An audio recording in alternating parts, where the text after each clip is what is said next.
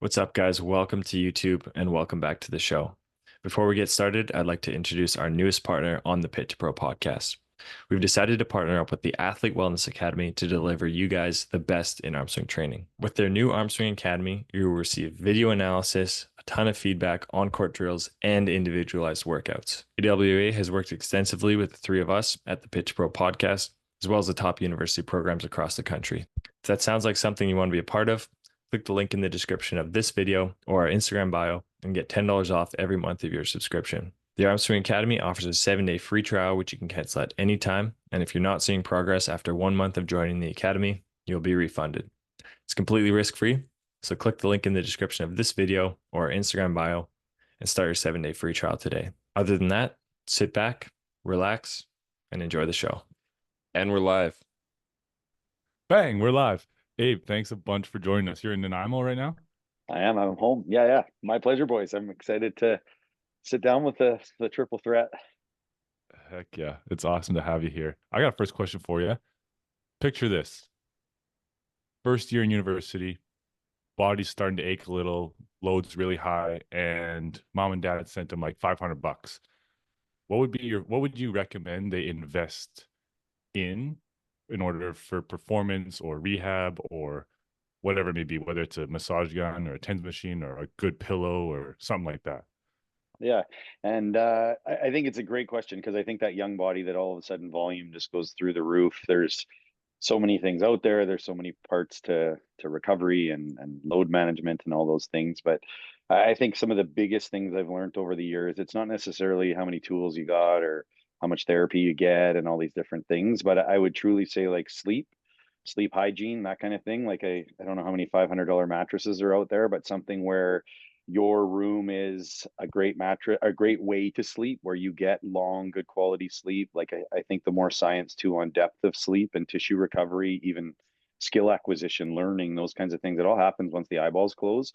And if it isn't the greatest sleep environment where you're rolling and moving and creating all these different sort of opportunities to not have great deep sleep, it can affect it a lot. I think another thing that I would always say is your nutrition is a massive piece to recovery. Like if you're that first year university student, never lived outside of home and you're crushing pizza pops and Slurpees 14 days a week, it's like that's a really hard go on how that tissue will recover. I think resiliency in a first year is their bodies are pretty amazing still. Like they're still got that superpower young body that does turn over. But if you sleep like crap, party like a moron, and eat like a donkey, you're probably going to have a body that's going to slow down a lot quicker than most. So I think even something that I just, the more I think about that is like get away from your screen for a bit. Buy a nice book. I don't even care what it is, but read something different. Get away from just the whole world of frying yourself all the time. And again, I think some self-treatment can be good, but I think young athletes too, more is better. So they've got this sore hip and they're ramming a lacrosse ball in it for 4 hours a day. It's like that's more traumatic than helpful. And so those are kind of where I'm at with that world of things, because there is so much. You can type in recovery and find 9,000 websites now of every tool is better than the next one. But at the end of the day, I think your conditioning, and I think the higher level university coaches now, they're starting to understand if you're going to run guys into the ground by Christmas, they're not going to be where you want them in the new year kind of thing from a university setting. So that really good quality base strength that you can build more resilient tissue to handle hours. Like that's what I preach every day in our gym is like, you're not going to the gym to get that much bigger and that much stronger or faster. You're getting there so you can handle hours and hours and hours of training. And we've been pretty lucky with that. And I think even from the Canada side of things too, that's where they're at with a lot of high end lifting to tolerate the hours of punishment that the reps give you. Yeah, that's cool. That's really cool. We had Nick on a while back and he said the same thing about the sleep. Like that's number one without a doubt is the sleep. Yeah, totally. It's incredible. Like even some of the studies on like even learning and like I said, skill acquisition and recovery, it's mind blowing. Like 200 times greater levels of healing happen once the eyes are closed. And I think you can take it for granted. It's like, well, I'll nap later, or I'll have a late night, but I'll sleep in Sunday. It's like, well, it's Tuesday. Like you're going to be in a debt, and it's going to be a hard run. Yeah. Yeah. Well, so you mentioned alcohol. Obviously, that's everyone knows that's bad by now. Like if you don't, it's bad. Yeah, But definitely. I what agree. about like vaping? Like Yeah, that's a and I think huge thing nowadays. University, even kids younger than that, they all got these yeah. little things and nicotine and Totally. And I think anytime you take an external chemical, you turn it into a vapor and suck it into your body. I have never read or heard anything in my life that was like, that's really good for you. Like that's a great way to sort of create quality. Like even some of the chemicals, like even the flavoring chemicals, like there's studies where those chemicals have been done and used on rats and tumor growth is accentuated or cancers have started and things like that. So it is funny because it's the always it'll never happen to me story. Like, oh, I can vape for my first 6 years of being a teenager and it won't cause me any issues. And but anytime you bring a chemical into your lungs daily or hourly, or some of them, it feels like they don't unhook them from their face. That it's truly it's poison. It's like even the way that nicotine works in the brain. Like you become extremely addicted to the fact that you just need this constant stimulation of those cells in the brain and it's hard to get away from it and I think again it's becoming too easy to use, like it's just a thing to do, and it's like, man, it's not a good thing to do, like it's a bunch of chemicals going in yourself and I feel like that piece is really interesting, even with the ability to focus and the things from an athlete model of like, yeah, here's our game plan, but I haven't had 47 vape rips yet, so I can't really focus on what I need to do. Or it's an interesting animal, and it is crazy how much it's sort of snowballing in the way of how many people do it. Like you drive by a high school and the school looks like it's on fire, and it's just 100 kids vaping everywhere. Yeah. I How do you teach your team about habit formation and Yeah, decision making? right. And I think it's a culture thing. Like we have this thing, and we're lucky to have an island to do it, but we call it Dry Island. So with Dry Island, we all commit. Like I say, you're not forced to, you don't have to, but we have a printout of our logo and it goes around the room after we, like I always do, like a welcome to the squad or welcome back to the squad sort of lecture at the start of the season and some of our rules and guidelines and that. And at the end of the day, I always say, like, we want to be the best we can be. And if we are going to party Thursday nights, play Friday, party Saturday, come back to the gym or a workout Monday morning. It's like, and you're just going to rep that out for the whole time. We're just kind of ripping ourselves off and what we're going to be. And we need everybody on board. And I think the culture that it's created, the old guys, really, the young guys don't often have an opportunity to do it because it's like, no, you're here now. This is how we work. And I think the culture of the accountability piece really has such a good buy-in. Like you get the odd loose cannon, but I think they get reeled in pretty quick, like by season start, like you got 2 months before you play your first game kind of thing. So those are bits there. And I think my background and even having this much more high performance level in the last sort of 6 or 8 years, it's like they love that level. So it's like if I'm working at that level, I think my voice means more to like an 18-year-old of like, wow, he just got back from Paris. He must know a little bit about something. And so that buy-in has been great. And I don't use it as an ego piece, but I say, like, if the best athletes in the world aren't strapped to a vape all day, well, you probably aren't going to get there if you are. So I Mhm. think that sell is pretty easy.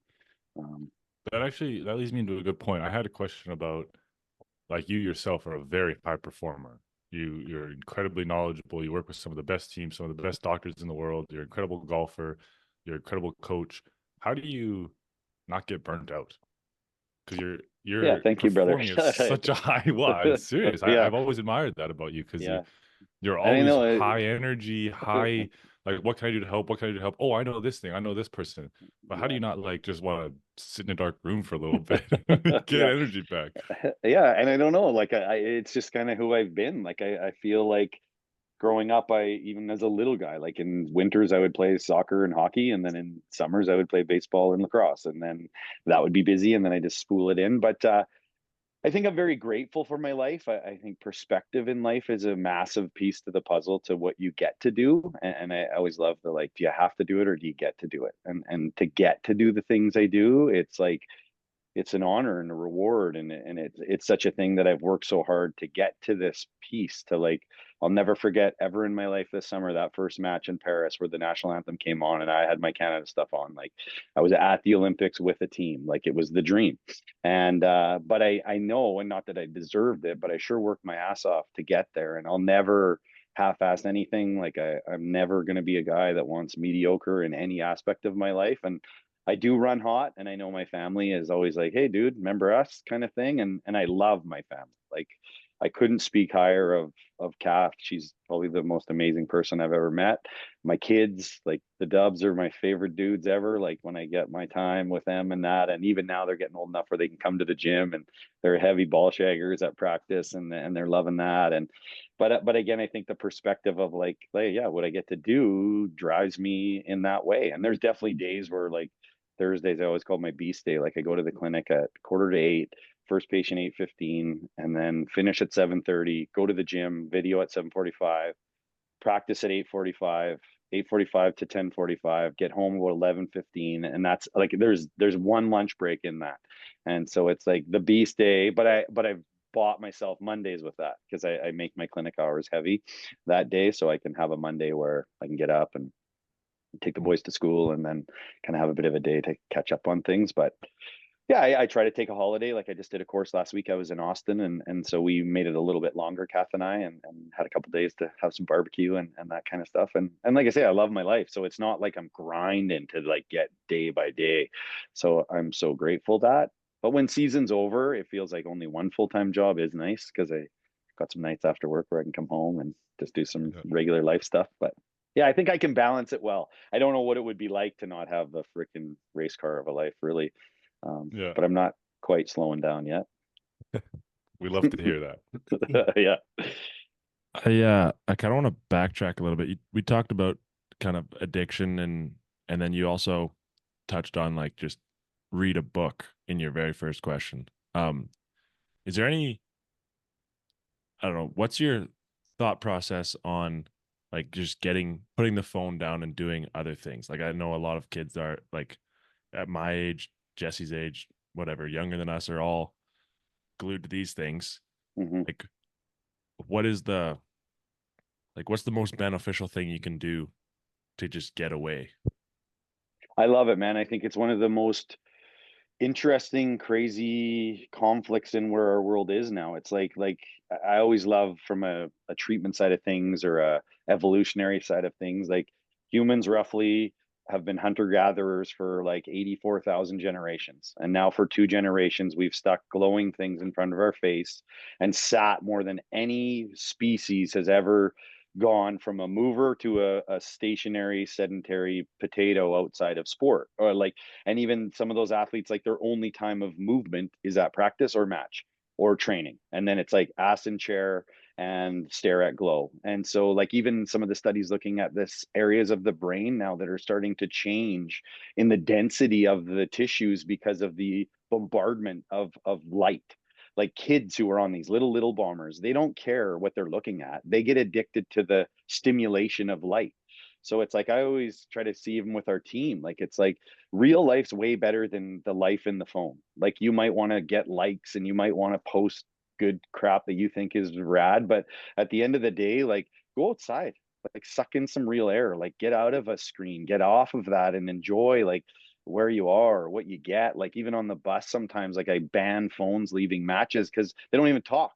Like they'll just sit there and like they're on their phone and there's 18 guys on a bus and it's like that's the coolest time. Like I remember when there was no phones when I played and it was like after a match, like if you won it was a fun kind of cool vibe on the bus, and if you lost it was a grind but you'd talk a bit. So I think even the addiction of it where you look at screen time use, like there's kids now in grade 8 that are on their phones for like 6-10 hours a day. It's like, man, that's not human. That's some weird cyborg stuff. And I think that's where too all the mental health, like there's never been, and I think the sensitivity to it is so much better now and we understand more about it. But like, is there really this much more sensitivity to it, or is there way more issues of it because we're not as real as we used to be, kind of thing, as weird as that may sound. So I'm a huge believer in like there's you can read a book on a phone but it glows, read a book on paper and it won't glow. Like even the therapeutic value, this is a great one on sleep. Reading the same book on paper will cause you to fall asleep better, deeper, faster.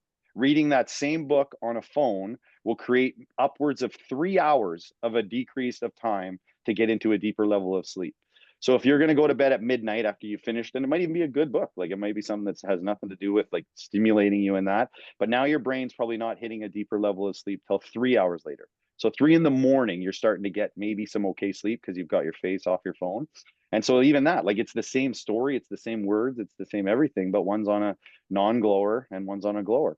And so it's really interesting how the culture of our world now is like so dependent on staring at something that's in a lot of ways like just useless hours. Yeah, That's I really feel cool. like I feel like that could be affecting team dynamics even, Totally. because we're not learning to communicate face to face as well as we used to. For And those sure. tough conversations that need to happen on teams often, I think people don't understand how to have them Yeah. anymore. Yeah. Or they'll put it in a group text and be like, "Hey guys, we got to grind harder. Like we got to limit the excuses." Yeah. But it's like it's easy to say when you're sitting on your couch, putting it in a WhatsApp group. Exactly. Well, and I find even now 15 years of a head coach gig, like recruiting. Like when I first started, truly, it was almost like you'd get a kid to send you a DVD with some video on it, or like it was old school in that way. But when you talk to them, you'd talk to them over the phone, or you'd set up a time to meet them at a gym or after a match or whatever. And now it's like every kid's got a YouTube channel and they got 47 friggin' apps to connect with them and all these different aspects. But like talking to them in real life, some of them are weird. It's like, but on the phone, they're cool. Like they're interesting and they're way funnier. In real life, they're like, holy crap, you are awkward, man. And all I'm doing is looking at you while we talk. Like if they're kind of snaking out of the way, and it's like, oh, bud, like this is called real.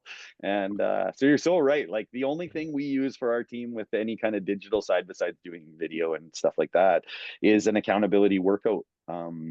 Like when you work out, we just have them post trained or lifted or whatever.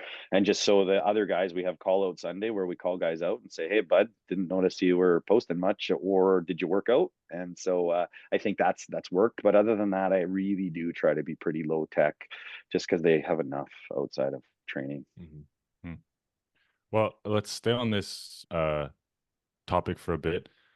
And last episode, TS kind of talked about his concussion a lot and how that's been affecting him and stuff like that. Why are so many athletes, or why does it seem like so many athletes are getting concussions now? Was it always like that, or has something changed, or why are so many athletes getting concussions?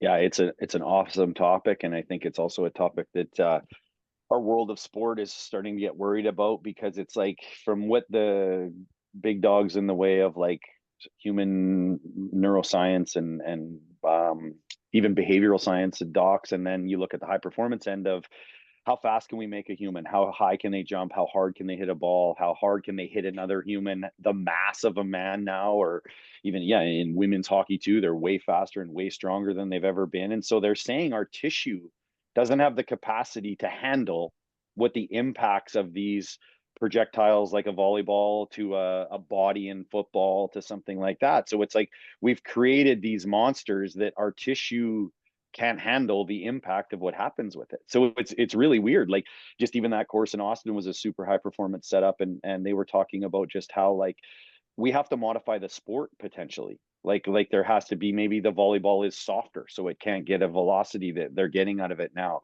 Maybe in football there has to be different rules around how you contact and that. But again, at the end of the day, if you change a sport that's been kind of as cool and attractive to people to watch it this long, like maybe you lose that, and there's too much money in it. They'd rather give away heads than lose the billions of dollars kind of thing. So, but it's a really interesting sort of problem in the way of like we've learned how to freak out humans so bad that they're just so physical that we can't handle the repercussions of what that physicality creates. And so I think again, like I would love to know, I don't know, but like what were guys hitting balls in the 80s compared to where they're hitting them now? Like seeing Namir serve at 137K, like you can't even see it. If you take that in the chin, you're going to be out for a while. And so it's just one of those ones where like it's like everything just gets better and bigger and stronger and faster and harder. And I think that's why too, and I'm grateful in lots of ways we are more sensitive to diagnosis and understanding, that you don't just suck it up and get back out there and get another one and another one and another one, because that's created disasters, like those 60s, 70s, 80s athletes that were just knockers, were just like, you're being tough by going back out there. And now they're like, some of them have committed suicide because of the depression levels that they've experienced and things like that. So I just think it's such an interesting topic of where high performance has taken the human body, but also the human body doesn't seem to be able to handle how crazy we are now. That's crazy. I Well, didn't even know that. we What a had what a dichotomy. Hey, good word, T. yeah.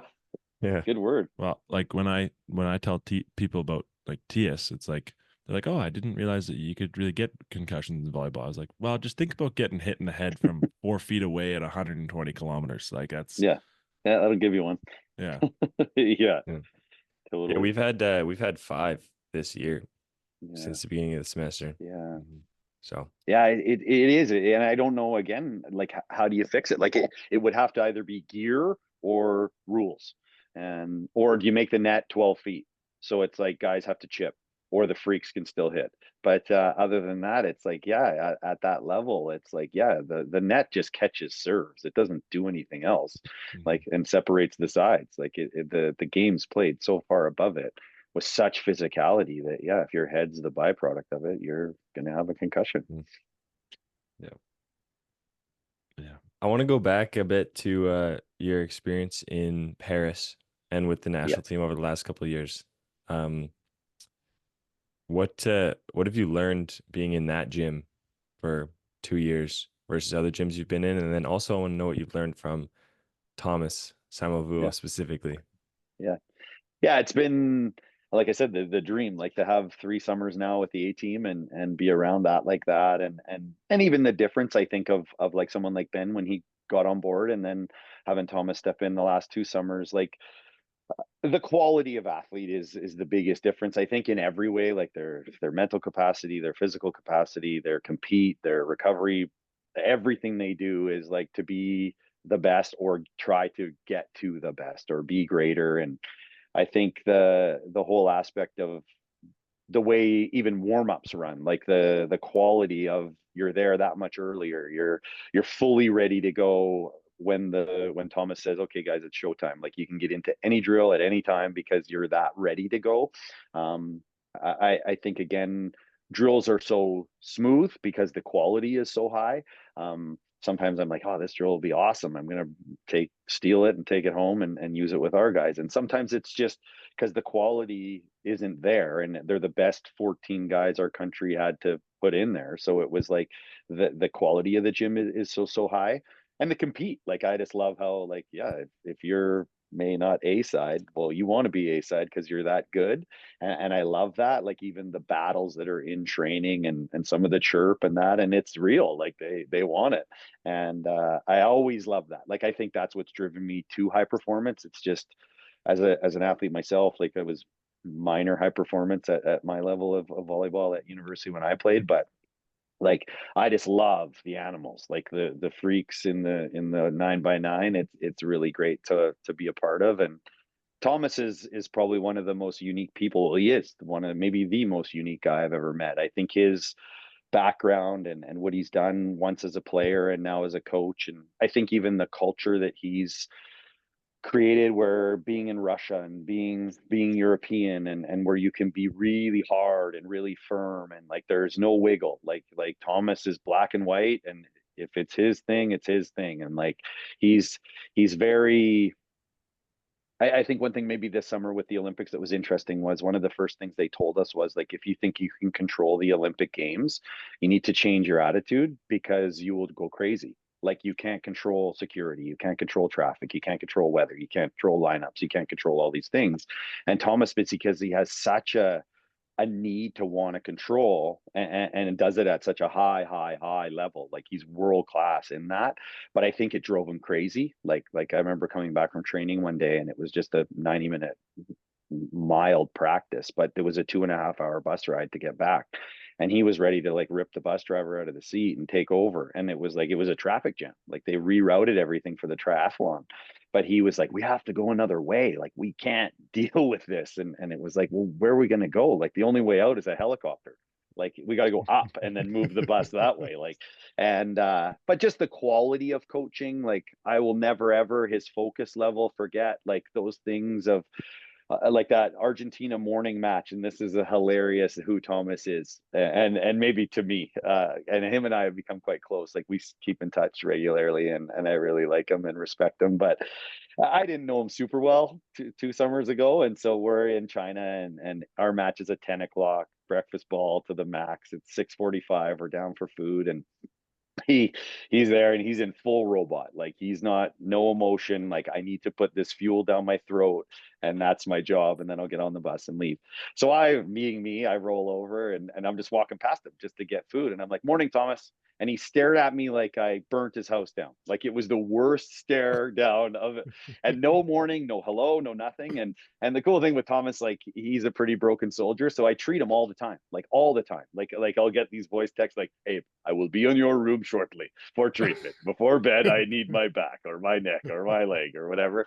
And I love it. Like it's fun working with him. But so he doesn't even freaking say like even morning, like nothing, no word. And I'm like, holy crap, like I saw him last night at like 10 o'clock to treat, and then I didn't do anything in the night. So like why did I do something wrong? Like I was kind of nervous of like, holy crap, like what's up here? So we go to the gym, we play, we do all the things pregame, all the things feels like normal, but he's in full like assassin of like, we're gonna try to find this Paris trip. And so we're almost in the parking lot back at the hotel, and he's like, Abe, and he turns around and I'm like, yeah. He's like, let's meet in the lobby before we go to our room or whatever. And we pumped Argentina, like it was a great match. And so I'm thinking, holy crap, I did do something wrong, like something's up. And so we get in the lobby, and he's like, Abe, remember this morning? And I'm like, yeah. All right, go. What do you mean? And he's like, at breakfast, you say good morning and how are you, and I say nothing. And I said, oh yeah, I remember. And he goes, on game day at that time, I am very focused and I do not waste any words. And so I joked with Bravo later. I said, yeah, I guess, man, he couldn't even throw like a morning or a 2-word good morning at me, but that's the level of focus this dude has. Like he's saving words. And so it was one of those things I'll never forget. Like, and then we are good. Don't worry, bud. Smacks you on the back. Like, thanks for all your work and all this. But it was one of the most priceless things I've ever. You couldn't even say morning. No extra words for you, bud. But I'll never forget that. Like, he is a unique animal, and what he's done, like with the team in just 2 short years, like, just the demand and what he gets out of the guys, and that is pretty incredible. Wow, that sounds like Thomas, man. Oh yeah. It's so Well, yeah, funny. you know him too. Yeah. Yeah.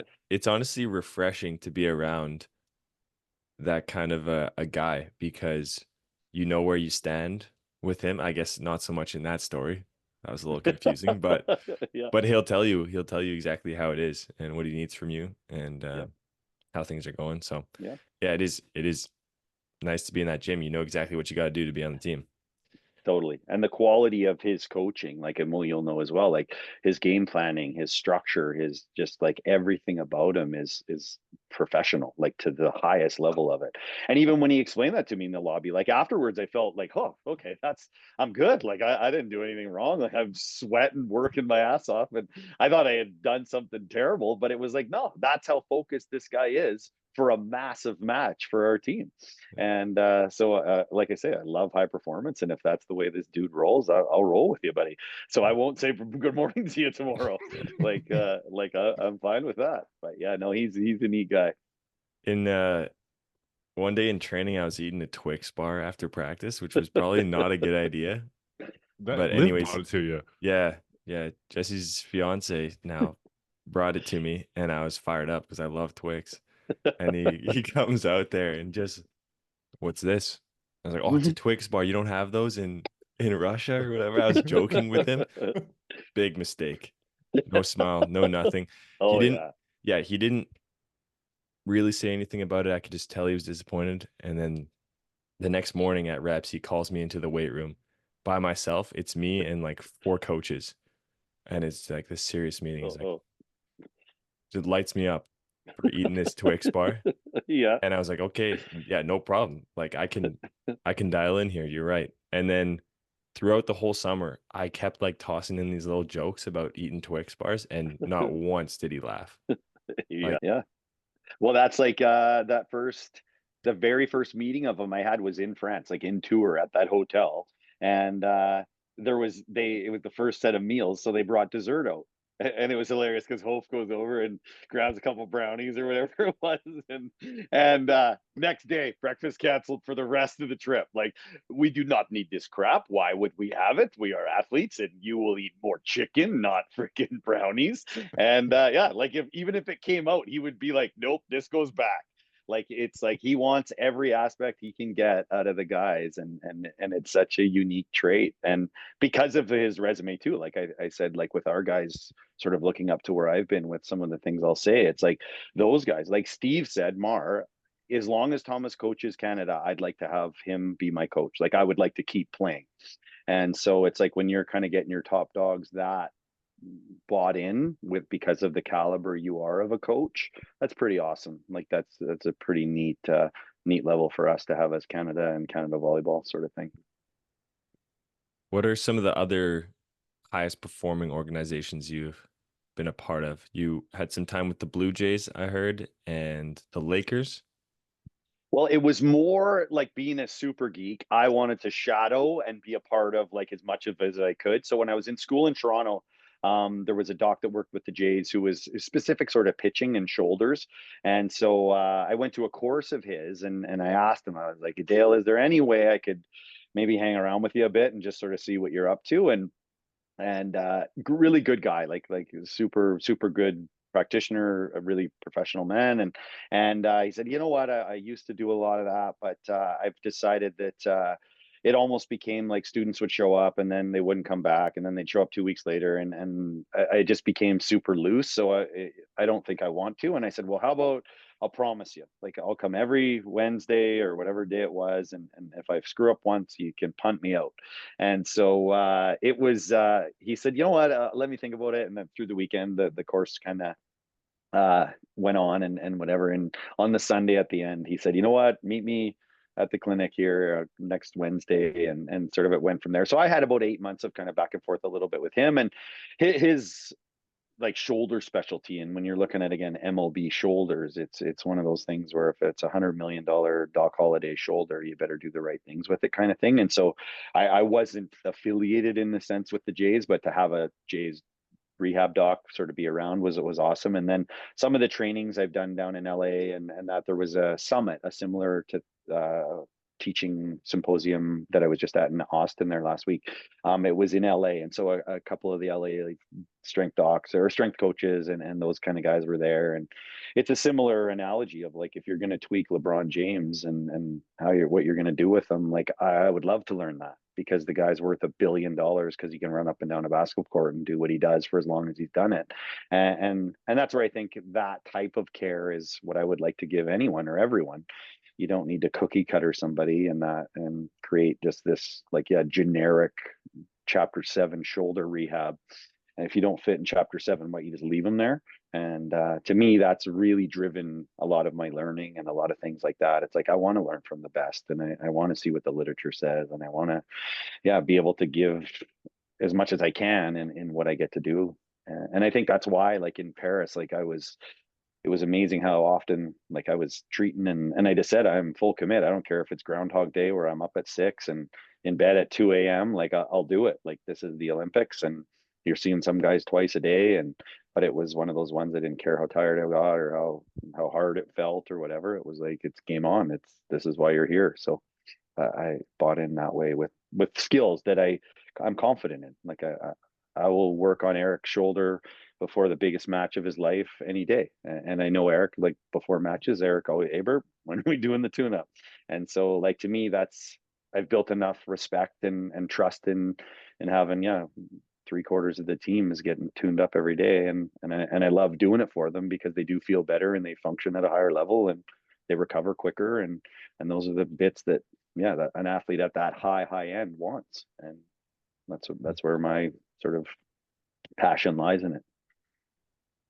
What would you say to someone who is very loyal to their specialist, whether it's a therapist or a rehabist. Is that a word? A rehabist? Therapist. Whatever. Yeah, Therapist. yeah. Who's very loyal and to the way that they treat them and the exercise they're doing, and are unwilling to try new things or unwilling to change the way that they approach rehab or performance. Yeah, it's such an interesting topic. I think at the highest end of sport, it's like if that athlete's got there and they've got their guy or their girl or they've got their strength coach that's kind of helped get there, and they're performing at a level that they're at where they feel they are playing the best, or as physical as they've ever been. Those ones are hard for me to argue.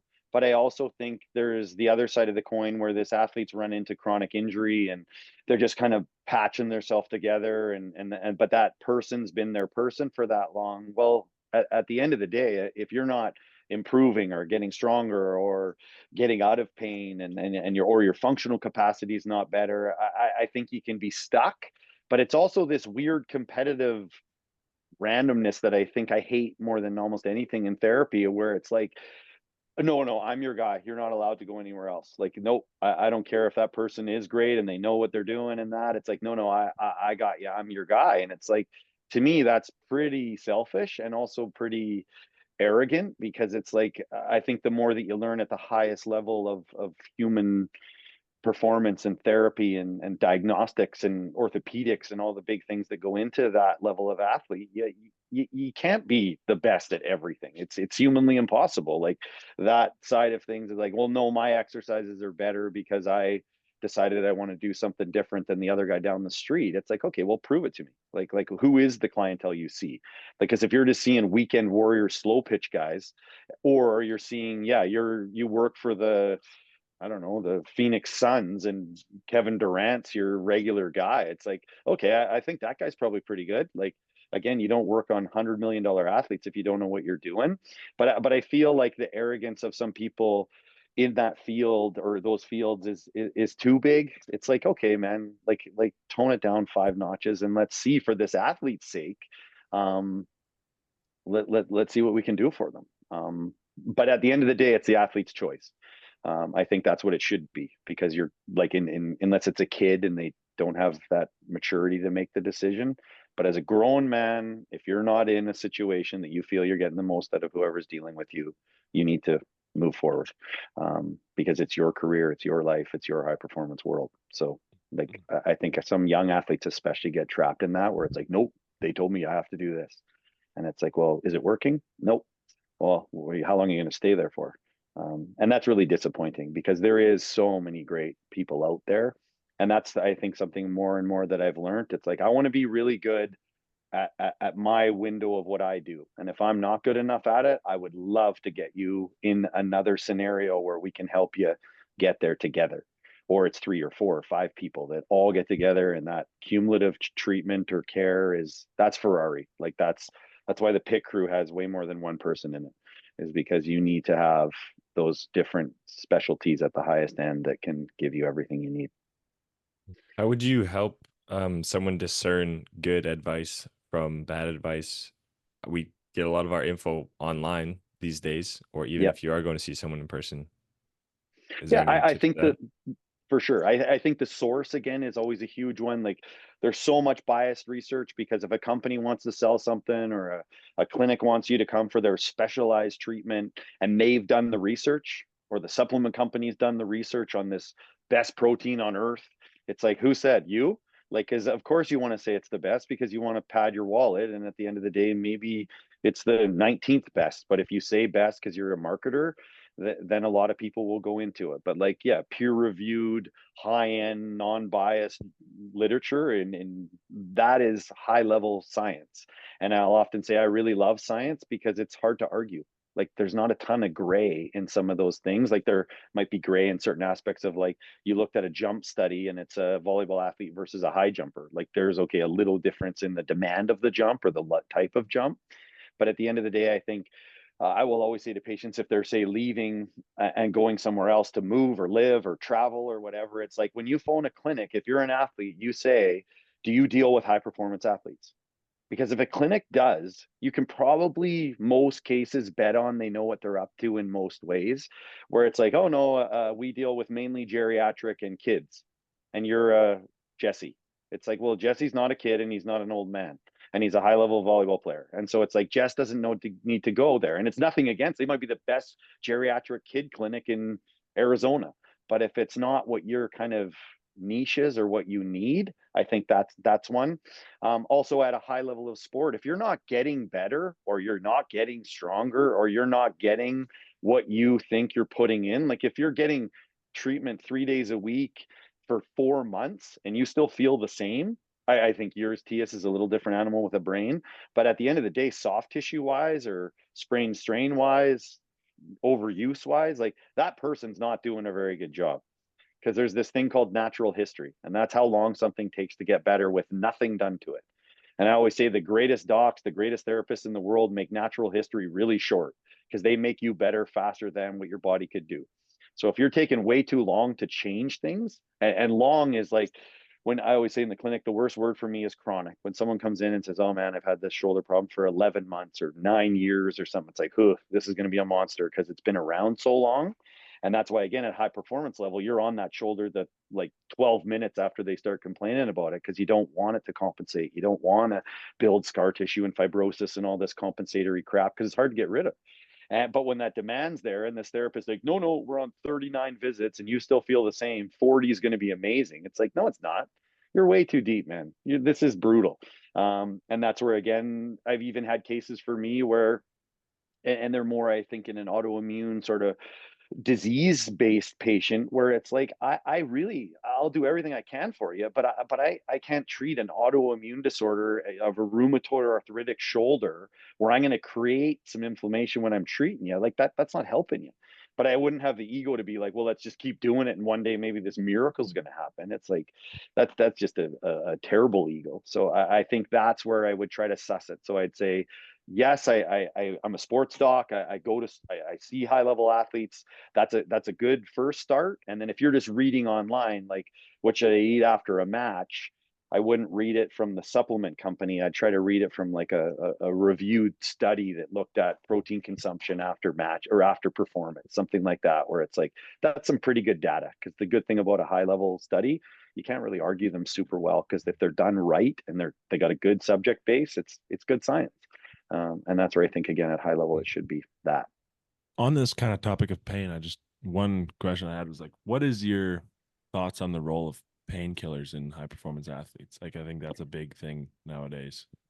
Yeah, and it's a too much thing, I would definitely say, especially too in that younger, like maybe last couple of years of high school and then into university, where they're on the high dose vitamin I.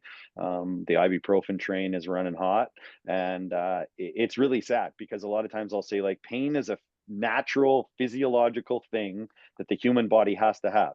If you didn't have pain, you could saw your arm off and not even realize you did it, because pain will tell you to stop sawing. But it is definitely something where, when you can mask it for prolonged periods, and it's amazing too, every person that I think I've ever talked to that have had ibuprofen stories, it's like they started with just one on a game because they were a little sore. And then it was like, I felt pretty good on that. So then I tried one on the last practice of the week because I was starting to feel pretty stiff and sore. And then now I was like, now I'm doing it 2 practices a week. And now I do it for every game. And now I'm doing, instead of one, I do two. And now I'm doing extra strength. And now I got ulcers in my guts, and I'm pooping blood, and my blood pressure at a 22-year-old athlete level is like a 59-year-old smoker, because every time you take a big high dose of NSAIDs, your blood pressure goes up. And so those aspects of it, it's like the secondary effects are terrible. And when you mask pain with meds, you're not helping yourself. You're not helping that injury. You're not curing it. Like, I think even the word inflammation is it's so commonly used, and it's right in the way of what's going on there. But if you take an Advil, do you think it floats into your right shoulder and sits there and puts the inflammation out? It doesn't. Like, sorry to break your heart if you believe that, but it doesn't. Ibuprofen or any med in the world doesn't float around and find where you're inflamed. It just, in most cases, plugs some receptors that create inflammatory process, and it blocks them a little bit beforehand. So you feel a bit better, and then they wear off and you're worse than you were before. And then you eat more and more and more. So it is really, really sad. And that's even going back to where we just talked about with therapy and that. It's like, Like if you need meds that much to perform, you need to get fixed. You need to figure out what the hell the pain's for or why you're getting it and deal with the pain. Like at a high level of sport, like it's neat to see too the real physical specimens out there. Like that stuff's foreign almost to them. They're like, no, man, I'm gonna work through, I'm gonna rehab, I'm gonna condition. And and so that aspect of just how much it just becomes something that they do. Like I was at an arena a couple years ago and they had ibuprofen in the vending machine. I was like, oh, you can buy some Doritos, a Twix, or some good old ibuprofen. It's like, what even if a kid hit the wrong number and the thing fell out and they just crushed 12 400 milligram ibuprofens? Like, but that's how easy it's almost becoming accepted, which is brutal. It's terrible. I'm a big believer in if we can't sleep, and not sleep meds necessarily, but if we're in a lot of pain post match, shoulders humming, back sore, and you need to close your eyeballs, I might be somebody that'll say like, have a bit of grub, put something in your tummy, take an ibuprofen if you wanted, just to get you to be able to close your eyeballs and get some recovery sleep. But yeah, just eating it because you're itchy doesn't. I'd say scratch. Like don't just pound ibuprofen. So right So along those lines there, how do you know when pain is an indicator to stop? Or because athletes are conditioned to push through, and I think the best athletes do most of the time. I know Totally. that was really difficult for me when I was playing. I show up to lift and my back is jacked, but I Yeah. just find a way to go and hit back squats anyways. And some Yeah. days they would make it way worse, and other days they would just disappear. So how do you know Yeah. what that pain Yeah. means? I think there's some definite awesome stories. This could be a whole podcast itself, but I think the intensity of pain is a huge indicator. Like I know one doc that I really respect in the return to play type world of things is like, if you're pain 7 out of 10 or greater, you're not doing physical activity. You're not trying to lift through 7 to 8 to 9 out of 10. Like your body's in a state of holy crap when you're in that level. But if you're in that 3 to 4, it's got some ache and some stiffness to it. And you know what? As I warm up, it got a little better. That we can talk about, I would say, in the way of like getting you more physical into the pain levels. One of my favorites, and again, this past weekend is another part of where, or this past week with that course down there, where is the pain? Like there's a great diagnostic tool they use. Is it a closing angle pain? So like if I was going to do a bicep curl, the closing angle's in the front, the opening angle's in the back. So if your pain's in the closing angle, it's either cartilage or bone, and they even joke in the way of it's hard stuff. It's hard stuff hitting into itself. So like if you try to stretch your ass and you're going to grab your knee and pull it up to your chest, but all the pain's in the front of your hip, you're not stretching your ass. You're compressing the front of the hip. You might be pinching the capsule, pinching the labrum, pinching the cartilage. So that has zero value. Absolutely nothing is about closing angle pain is good to man up and get through it. Opening angle discomfort, because it's a lengthening discomfort, is something we can probably work through. We can talk about a little bit. The intensity of it can be there and that kind of stuff. And I'll often say with pain, how were we after? How were you after your lift? How were you after practice? How were you after that? If it's like my pain went from 3 at the start of training to a 3 or 4 or 5 in training, but then at night it was a 9. It's like it couldn't handle what you just gave it. Like it didn't have the capacity to recover. But if you started at 3, it got to 4 or 5 during the lift or during the training. And then that night, you've done a gentle stretch, you've done some recovery, you've done a bit of, I don't know, Norma, you've done something like that. And at night, it's back to 3. Great. That activity was awesome. You didn't piss it off. It recovered in a small window. But for 4 days, if you're sore after one lift, that lift kicked your ass, or your tissue just wasn't able to tolerate that load or that movement or whatever. So the management of pain is so valuable, because also laying in your bed like a potato because you have a stiff low back for 2 weeks is a disaster. You're deconditioning yourself to a level you'll get out of bed and be a noodle, but your pain's better. But then you go do a plank and your back freaks out because you've deconditioned for 2 weeks in bed. So you have to find the window that it lets you move, because we're built to move. That's what humans are for. Like we're 600 plus muscles and 1,000 joints. It's like move yourself, but you have to move yourself in a window that it lets you. Because if you try to move through it, you're going to fall out of it, and then you're going to be in a lot of pain, and that's going to be a worse day for you for sure. So yeah, intensity and where the pain is, and even how long has it been there. Like there's lots of aspects that I'll say that we can play with, but like I say, this is a whole animal that I could talk to you guys for 9 days about probably. yeah, and you've talked about this conference you just went to. You've talked about working with the Blue Jays and the Lakers and all these other things. And on your website, there's like over 45 different certifications and performance items or whatever.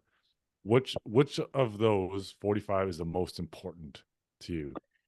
Yeah, it's interesting, Jess. I don't think there is one. I honestly think it's like when you first start, and it's almost like school. You start really broad and you start finding fundamentals and figuring out, like I'll say in my industry, of like, I really take a ton of pride in understanding anatomy and what does that anatomy do to create movement.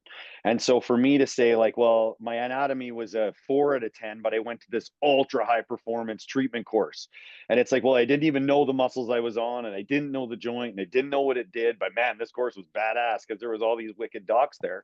It's like, I think it's a build thing. It truly is. It's like even in a lot of those courses, I will put dates on them because it's like some of them were pretty basic understanding type courses, but it got me an understanding to get to the next, to the next, to the next. Like this, again, this FRS summit that was down in Austin, it's like it's some of the most elite docs in the world of movement. And but I would have no clue if I went there without a good understanding of what kind of built to those. And I think for young people aspiring to go into this world too, it's like you can't just jump into like, well, I heard this guy did this. Well, he's been practicing for 15, 20 years. Like his base of what he's got is pretty badass. So he can add some really specific type things to his practice because he gets it. If you put a whole bunch of letters behind your name but don't know what the hell they do, it's like, congrats for your letters. Like it really is like anyone can throw letters on something. So that's where I would say, and it's a really awesome question in the sense of like, yeah, what is the best one? If I could only have one course, well, I would say the course should just be called Life and Learn All Your Life, and then get really good at learning, because then you can be badass at whatever you want to do. Cool. That's a Love good that. answer. Yeah. All right. All Oog, right. hit them. Rapid fire questions with Oog. Nice. Okay. The first one. What is your chiropractic pet peeve? I think our scope of practice, it's so broad. Like I often explain to patients who are like scared in my office because they think I'm going to give them a stroke or something, and they've come in for a sore ankle. But it's like you can have and I mean it respectfully, but the crack 3 days a week for your whole life, or you can have some of the highest level docs I've ever met in my life in the world of function and treatment and diagnostics and that. So I think the scope for me is really funky because there's some docs out there that I don't feel are doing a ton of great things with the knowledge they're using. Cool. If you had to choose one ethnic food category to eat for the rest of your life, what would it be? I was trying to find a word. I called it Thai Ital barbecue. Like a mixture of Thai Italian barbecue. I love food so much and I love to cook and all that sort of stuff too. So I honestly, I don't know what I'd do. I'd try to hybrid whatever you gave me so I could funk it out a little bit. But yeah, I really, it's a hard question because I love, maybe if it was just one, I'd probably go to Italian just because there's a good run there. But I love spice. I love the barbecue. I love all that stuff. Cool. Okay, I might change this one a little bit, but initially it was, what is your one essential piece of recovery gear that you wish you had sooner? But I'll put, what is your favorite sleep tool that you have? Rad question. Blackout blinds, if you can't sleep with a mask, because sometimes the masks are just annoying and you find you're tweaking them all the time. But light is really important to get rid of with sleep, especially in the summer months where the days are super, super long and it can be really bright at 4:30 in the morning almost. And so that piece to me is like, try to make your sleep hygiene as dark as you can get it. Because if you can wake up and it's still pretty pitch black in your room, but the alarm got you up or whatever, you can bank on you probably got a pretty good deep sleep. It's interesting, even like the charging stations and stuff that have the fine little lights, our bodies are so incredibly tuned to light that there's some people saying in the higher level of sleep science that even those little glow spots in your room, like if you have a power bar with a red little on and off switch, like put a piece of black electrical tape over it, like it starts to get neurotic. But I'll say, like, if I can wake up and feel super refreshed and ready to rock every day, that's a cool tool. So blackout blinds aren't always the cheapest things, but you can also go to Walmart and buy the like 3 of the little rubber buggers that you put those guys and spread them all out and pull them all down. You'll be pretty black. But that is one. But in the day, once you're awake, please get light. Please roll the black ups up and see this thing called light because it's good too. Do you have any special talents? Actually, it was funny. I was asking Kath about this one, but I'm pretty bad asking an excavator. Like, and everyone was like, an excavator? You can drive an excavator? But I used to, and maybe not the monsters that are pulling forests down, but I have done quite a bit of landscaping and that, and so I can drive a tractor all right. That's probably the coolest answer I've ever gotten. Because me too. Um, Boy. um, who's the most interesting person that you've ever talked to and why? And it can't be On it. Thomas. Okay, because I was going to say Thomas is a pretty unique animal. It's funny. I've been really lucky. I think in the last, I don't know, 10 years of even at courses, and you run into this doc who's written 6 textbooks, and you sit down and chat with them. So I don't know if I could put one on. My grandpa was one of my favorite people I've ever sat and chatted with, and I was lucky enough that he was 91 when he finally packed her in. But going commercial fishing with him, and just the mornings of learning like what we're going to do today, because the seas are going to come up, and but we got to fish because we got to make our money and we got to do that. So he was a super special human, and always like, just probably, I think he stopped going to school in like grade 6. I don't know how in grade 6 you decide you've had enough, like you can write your name and read a bit so you're good. But from a common sense and like a street sense dude, he was one of the smartest, coolest people I've ever known. So I'll take my grandpa and Thomas. Cool. If you weren't a chiro/coach, what would you be doing? Yeah, I think I definitely found my niche, but I would be something in sports med. I think like I've always kind of played around, and I'm getting too old to go back and become a surgeon, but I think that would be a super cool gig. Like I'd love to get into some orthopedics and that kind of stuff, but I do it from the outside right now. Cool. And then last one is don't lie. What's your golf handicap?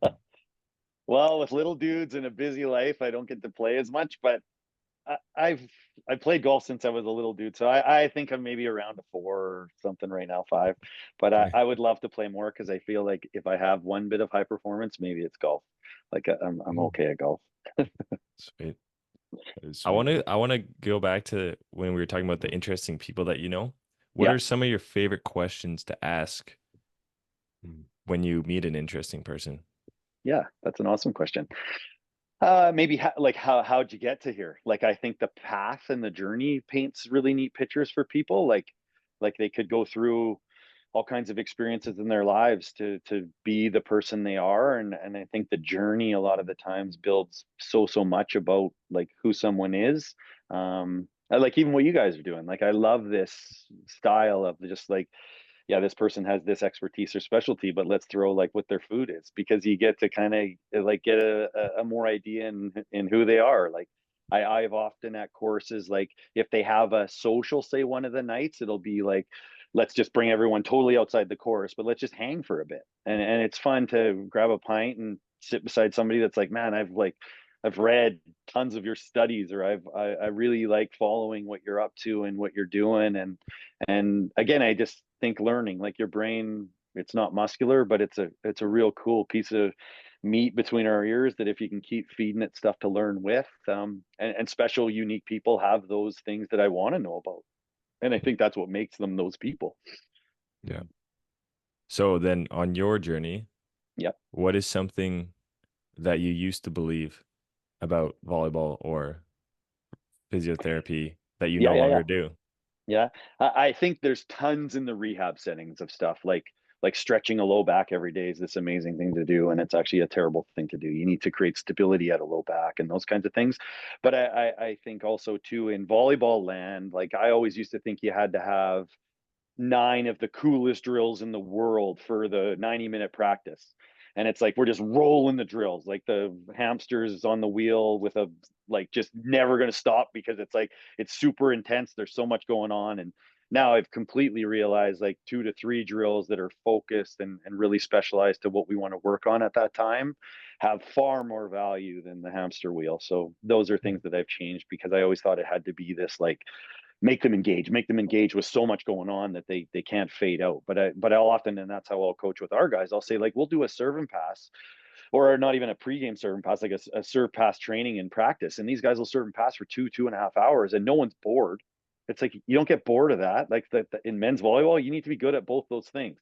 And so like if you guys get bored, maybe you are hamsters, because it's like you should be able to focus for 30 minutes to do some serve and pass. And so, but sometimes I think the young athletes nowadays, we maybe are too needing stimulation. So I try to really use the focus part. Like I'll use that word a lot. Like, hey guys, looks like we're losing focus. Like let's dial it back in, because it can be lost in that way.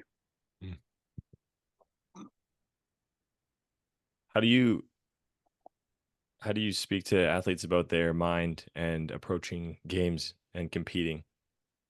Yeah, and that's definitely something, Tias, that I've sort of really tried to learn more over my time doing it. And just, I think, to try to say, well, it worked for this guy, it's going to work for you, doesn't always work in a lot of ways. I think the individual athlete is such a unique person, and unique in their thoughts and their feelings, and sort of to discredit it because it's a game and they're so nervous that they're not feeling good. And it's like, the longer you do something, the more it's like, really, you're still that nervous? Like it's just a volleyball game. But sometimes I try to bring perspective to it too, because it is just a volleyball game. It's like people going through chemotherapy is really hard. Like volleyball is not that hard. Like it's like we get to play volleyball. Like it's a rad sport at a high level, and you get to play with your boys. Like there's harder things in life to really be super stressed about. And I even say, like, stress sometimes can be awesome. It means you're alive and it means you care. And but like trying to work through that and navigate it, and see the uniqueness of each athlete, and really just trying to support where they're at, I think, is a big piece. Because some guys are stone and they can handle anything. It's like they're a brick. And then other ones who are really more fragile in the way of understanding what they're going through, I think is what you need to do. Because solid brain people in those atmospheres are very different than someone that has the emotion. And if you can help them out, I feel like it's a massive piece to their career, because that's the practice player. That's the best player in practice every week. And then games come and they have 3 skid marks in their undies before they even get on the court.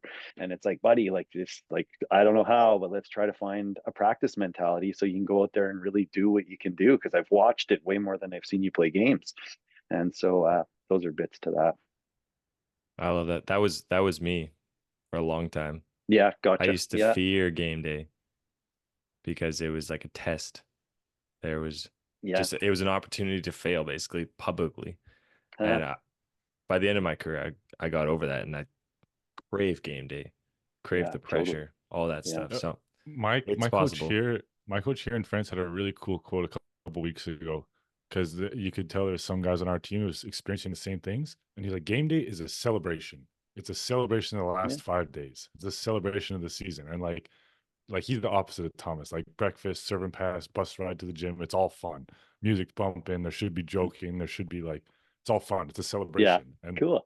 I think it's a cool, it's obviously different than Thomas, which is not a bad thing, I don't think. Yeah. Oh, totally. But yeah, he said it was a celebration. I thought that was so cool. Yeah. A birthday every 5 days, baby. Yeah, exactly. Okay, I got one last piece here on the body side of things. Yeah. For younger athletes in club volleyball, what are some things they can start doing now that will pay dividends as they grow old? Yeah. And also, I want to hear about the arguments for strength versus flexibility versus mobility. What are the components there? Love it. I'm so glad you brought that piece up, because it was something that I feel like it's our culture of like this. I joke with everybody, like this quest for flexibility. It's like, what are you looking for? Like every almost North American you'll ever run into, if you tell them you're stiff, they say stretch. And it's like, how long you been stretching for? 13 years. How's it going? Tight as your floor. It's like, okay, well, if you do anything for 13 years, you'll probably succeed, or it's not the right thing for you.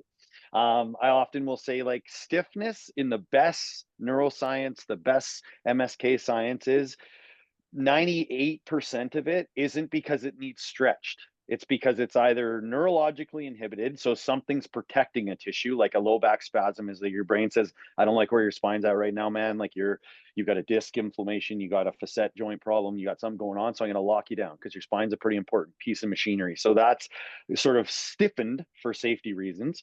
Or if a tissue's weaker and it's being used a ton, it's going to stiffen because it has to be safe for us to still produce movement. Because if every tissue that got tired or weak just turned into a jellyfish, well, half the world would lay on the ground because there's no functional capacity in tissue that just packs it in. So stiffness is what happens.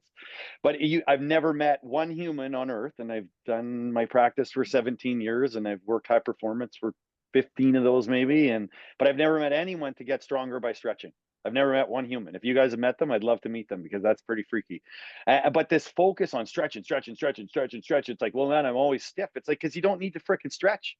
You're not stiff because you're freaking tight in the way of like needing long, like lunge holds to get your hip flexor to really let go. It's like you probably need some stability in your pelvis and core, and then your hip flexors and stuff will start to settle down for you. So or the young like 12-year-old girl volleyball club kid who's a stud. She's gets 80 sets a match and she's already made out of like overcooked spaghetti. She's so loose and so noodly and so much range, but every time her shoulder gets sore, mom and dad, coach, friend of mom and dad's, oh, stretch it out, stretch that already noodle, get it looser, get that thing so it almost dislocates every time she hits it.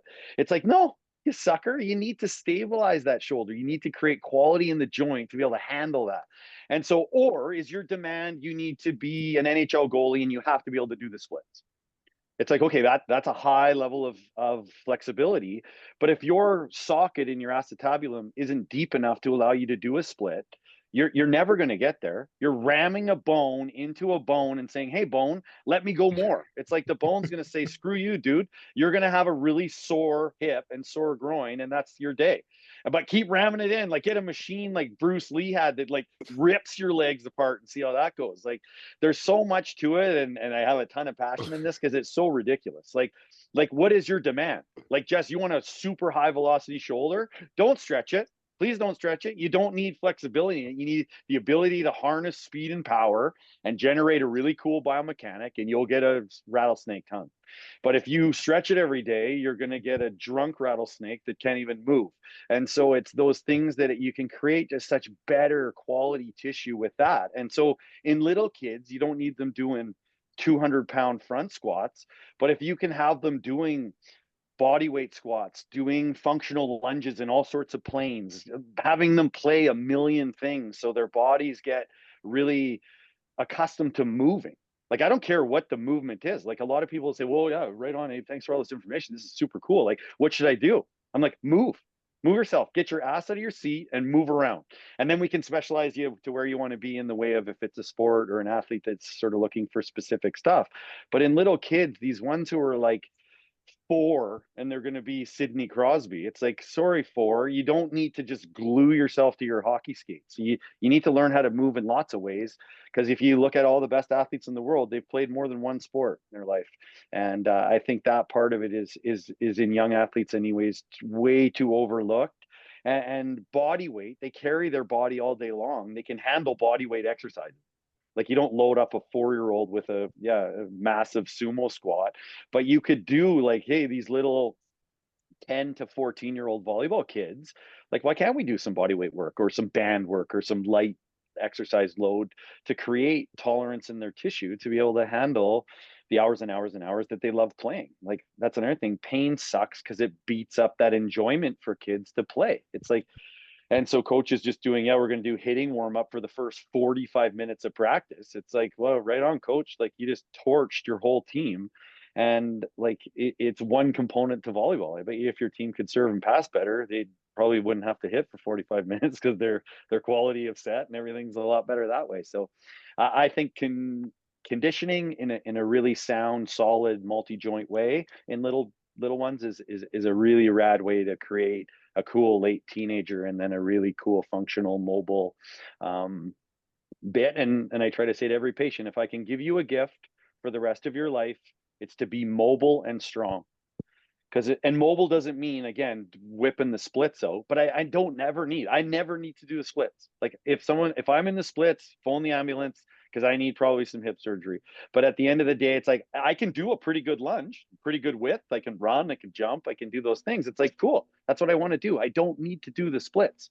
So what's your capacity, and can you build in that capacity lots of strength and quality, nervous system and all those bits? Like there's so many parts to it that make you such a better human at the end of the day. Because if you can be strong and mobile every decade of your life, and now you're this kick-ass 94-year-old, that's a sick life like that.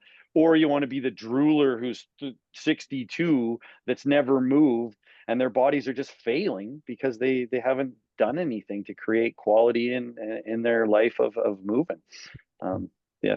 Man, Yeah, that's that's that's cool. one of the reasons why I think farming is one of the greatest occupations, Yeah. because you never stop moving. Like the amount of 80-some-year-old farmers that I've met that are still running up and down grain bins and running to shut off augers, and like they're just always moving, even just Yeah. climbing up into the tractor cab. Like, yeah, for sure you can sit for 12 hours, but you're still in and out of the tractor cab. You're still on the ground rolling under implements. Like Yeah. it's crazy the amount of functional mobility that some of these older people have. Like, Yeah.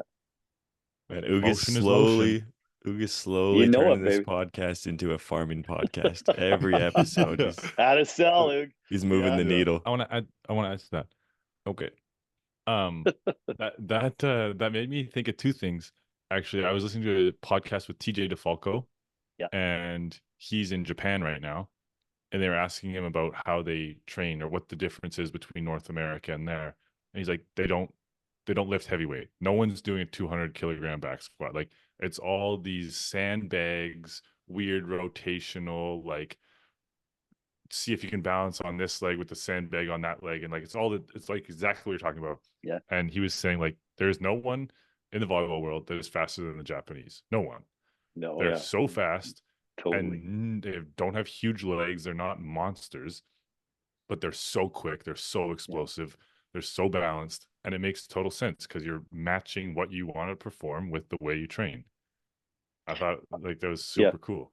It's incredible. And that's exactly right. Like, I think that's where high performance is going. It's like the old school, like lay on a bench press table and just try to mangle as much weight into the sky. It's like, I've, if you're an athlete and you're laying on your back and pushing heavy stuff in the sky, you're a weird athlete, because I've never seen that in any sport. If you're in football and you're getting mowed over every time you got to push the big dude off you, you're probably not going to play much longer because you're not that good at your sport. So it's like creating these functional qualities where there's more pieces moving. And like you said, Jess, with like joint capsule mechanics, and like when you put someone off balance and put a load on them in different ways, it's like even the ability to jump from a block to a transition to attack. It's like if you're balanced and your nervous system's super high end, it's like you land and you're gone. Whereas the plug who has to figure out how to land right, and then, oh, now I move this foot, it's like you're so slow and so the capacity of your tissue is brutal. And so, and the nervous system has the biggest control. It's the master computer, and a nervous system won't give you anything unless it has the integrity and stability of the tissues to do it. And it's just it's such a unique, cool complex where that's where, like, even some of the one day of this course, we did all these crazy positions with full range movements, and we got band on a thigh and a guy pushing a foam roller into your back, and you're trying to maintain these perfect postures, and it's like that's freaking hard. And but it's and there's like you've got a 2 pound band here, and you're trying to like hold it all, and you look like a bit like a circus clown. But when you get it all sort of thought out, it's like, you know how much input was going through all that tissue, and how much your nervous system had to recruit like every muscle in the neighborhood to do things like that. And that's where at the elite end of athlete, if you can start, they call it their intrinsic strength model, like the really small muscles at those end range motions, like now all of a sudden you got badass little guys that are really neurologically dialed. You're a freaky freak. And I think that's where it is going. It's neat that that's what they're doing over there, because the Japanese too, they're world leaders in neuroscience and neuro world leaders in that. So like the old school, like, yeah, just lift as heavy as you can. It's like, okay, well, if you're going to be a power lifter, probably what you got to do. But I don't know many power lifters, and I don't think it's going to create these alien volleyball players that are really slow and 330. Like it just doesn't make it work that way. Mm-hmm. What is the role of just pure muscle mass? Because that has to be a component, right? Yeah, and massive tissue. Like I think if you just mean true mass, like if you will go from a 210-pound guy to a 390 guy of muscle mass, it's like that bulk is going to make you slow, but you have a ton of ability to generate power and force in a really small window of movement. But I think in a volleyball athlete, you have to be a hybrid of explosive power, the ability to generate speed and strength in a really quick fashion. You don't need a big engine in your cardio because you don't have enough rally time to need a big engine that way. And so that more aerobic capacity doesn't have to be super high, where the anaerobic bit could be there. And I think even learning more and more at the neuroscience level of what strength conditioning is all about, it's like it's to refine your nervous system, because your nervous system is what makes your muscles go. And so if you can do a heavier 1 rep max than the volleyball guy beside you, your nervous system capacity is higher because your tissue tolerance was able to do it, because your nervous system said, go ahead, lift that, I don't know, 250 kilo deadlift. But that bombardment to the nervous system is really interesting science, because it's like there's so much demand on it to be able to do 1 rep maxes. But you don't do 1 rep max every 2 weeks because it's like, oh yeah, no, I want to fry the nervous system. It's one of those ones that's sort of a staging in the nervous system to get it to have those. So I'm not a big, you don't ever lift really heavy, because I feel like if we want to retrain the nervous system to handle the ability to do a lot of things, a 1 rep max is pretty rad at that. But it isn't a functional exercise. It's one that gets our nervous system super heightened, and that's why after a 1 rep max, you're over. Your workout's over. Your workout might have been a 25-minute warm up. You went over and you pulled, and that's your workout, because you don't need 18 of them, because your nervous system's in the deep fryer after that. Now you're going to be injured. You're going to have a whole bunch of things, but there is some interesting science around what that creates from a nervous system to muscle relationship sort of thing. So yeah, Cool. again, we Do could you have do, 100 podcasts about this stuff. There's so Yeah. much cool things. Yeah. Yeah. do you do the strength and conditioning programming for your team? Yeah, I that's what I did actually through Cairo School. I got my ICSCS, like my sort of heavy hitter strength conditioning certification, and that's why I love that secondary stuff. That's where I think even where there's a strength conditioning component to some courses, I'll hang for that stuff, because it's just cool to see what they're doing at the high end. So yeah, and I just think I really wanted a specialized volleyball, like especially the in-season program. I don't want them doing a bunch of random crap that someone who doesn't really even know volleyball is going to hand them, because it is so sport specific that I want. And I want us to be able to handle, like I said at the start of this, the load that they need through training. And doing a bunch of random lifts that fry them is not going to Yeah, help. well, it was interesting because Tias and I were working out at the what's it called, T, in Calgary? CSI. The CSI gym, which is Yep, the yep, Canadian Sport yep. Institute gym. And Tias and I are looking around, and like you can tell that we play what was the word you used? It was a terrible story. I don't remember anything about it. A technical sport. It's like you can tell we play a technical sport. Like they're absolutely monsters in that gym. Like the bobsledders and Yeah. the whatever, they're huge. And we're like, oh, we're feeling pretty good. We're in the off season. We're feeling strong. We're feeling big, and we are like dwarfs in front of these guys.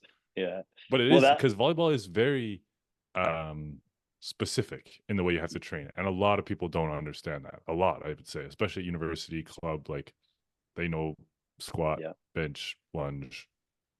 totally. Yeah, you couldn't be more right. I think that was one of the neatest things for me as such a function body geek, the Olympic Village. Like it is the freaks of the freaks. There's 15,000 of them running around, but you're like, that's a gymnast, that's a track athlete, that's a runner, like a marathoner, that's a power lifter, like, and the genetic makeup of them is truly their sport. Like at that level, because that's the elite of the elite of the elite. And so genetics and body style and that, like there's no 6'8", 240 gymnasts, but there's some 6'8", 240 stud volleyball guys that are like that physical. Or and so it's really unique to see that part of the highest performance of like just the body type. And you're so right, Jess. Like volleyball is such a unique sport. Like people are, oh, you jump like basketball. It's like, no, you don't. No, basketball doesn't max jump like as an outside attacker, like 30, 40 times a game. They max jump for a rebound every few minutes kind of thing. So it's, yeah, our And sport, we don't run. There's no yeah, contact. There's no human yeah, contact. yeah, Like there's exactly. very Yeah. little things like it. Totally. And the overhead side of it, like that's why shoulder is such a unique animal in our sport, because you have this massive acceleration and then you got to slow it down. And so that's where, like, they're, besides throwing, like those are really the only two sports like that have that really shoulder scapular mechanism that is not, humans weren't designed to do it. Like there's a bone in the way, but it's like you find a way to do it because we're so dynamic. And so it's really interesting, that aspect of our sport too, that just the true demand on the shoulder, but the body's got to do all the other bits to get the shoulder there, to be able to get to a ball or whatever we're doing.